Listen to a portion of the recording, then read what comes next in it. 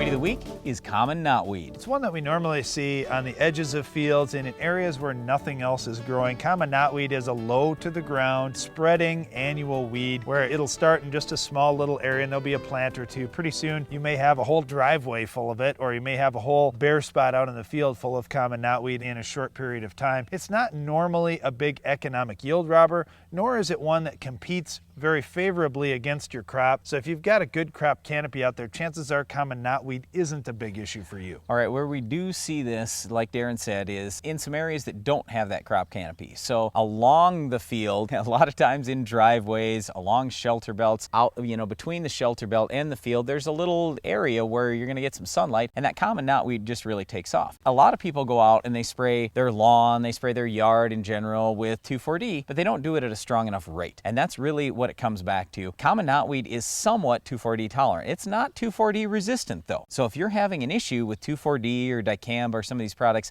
controlling that knotweed, you probably just don't have a strong enough rate. The other thing is, when we talk about some of these mixtures that you're doing around the farmyard, people say, well, how many ounces do I throw in per gallon of water? And their concentration is so low that every droplet that lands in that common knotweed, it doesn't have enough product in it. So what I often tell people to do is cut the water volume. It's different than out in the field when you got a great big crop and you're trying to bust through a crop canopy. There is no crop canopy. So cut the water volume, bump that rate up to the maximum labeled rate, and then you'll get much better control. And when we tell you to spray this is late in the fall and do it again early in the spring. And a lot of people will spray in the fall. And when I say late in the fall, I mean the leaves off the trees, you want the flowers basically done, so you're not killing any of those off-target things, but you spray late in the fall, and then people will do that and they go to the spring, they say, oh, everything looks good. I don't have to spend the money or take the time to spray again. And I say, no, you have to, because that knotweed's gonna come back on you unless you hit it again. So hit it in the late fall, hit it in the early spring, then you've got a good knotweed program. The other thing we've had good success with in Roundup Ready corn, Roundup Ready soybeans, along driveways, those kind of things, is Roundup. If you don't have desirable grass in the areas where the common knotweed is growing, just use Roundup. Use a strong rate, again, as Brian was saying, and keep the water volume down. And wipe out common knotweed for good. We see it like in gravel driveways, for example. Roundup is the best choice. You're gonna wipe it out. It'll be pretty quick and pretty easy. So once again, common knotweed is not a big issue in fields. As long as you have good crop canopy, that's generally enough. Sure, you can do some tillage, there's some herbicides that work, but just have a great crop canopy. That's really gonna help you. In those non-crop areas, and especially areas where nothing else is growing and the knotweed's getting a lot of sun, we just wanna use a good strong rate of 2,4-D. You could certainly use dicamba too, but do it late in the fall, do it again early in the spring, and typically you've got your knotweed problem wiped out. Well, that's all time for this week's Weed, but Iron Talk is coming up next.